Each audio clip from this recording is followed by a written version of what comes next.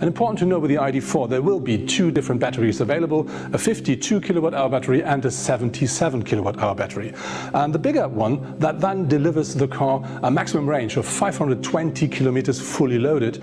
And when you want to recharge the car, that works easily. Of course, you can use the household socket, which takes ages. You can use a wall box, which goes a bit quicker, and you can use the quick charger. And the important thing here is the car offers a maximum charging power of 125 kilowatts with a big battery. If you use the smaller one, it's only 100. But nevertheless, that means that you can quickly recharge your big battery when needed, and that gives you about 320 extra kilometers in only 30 minutes. On the other hand, that battery has a weight of about 500 kilograms, which is quite a lot. But when you look here at the whole picture, this electric car only features a small engine at the front, and if you have the four-wheel version, a small engine at the rear, but nothing in between. And so you really save some weight, and overall, it's still very agile.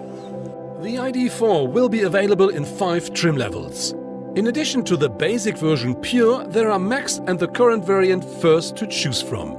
The basic price for the ID.4 Pure with a small battery, which will be available from 2021, should be less than 37,000 euros. The first version is available from around 49,000 euros and the fully equipped ID.4 First Max from around 59,000 euros in Germany. At first glance, a good offer.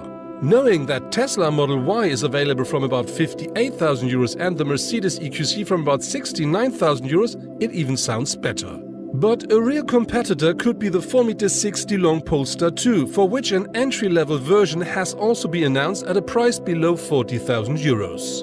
And then there is the corporate brother Skoda Enyaq. It is a little larger than the ID.4 and will be offered from prices less than 34,000 euros.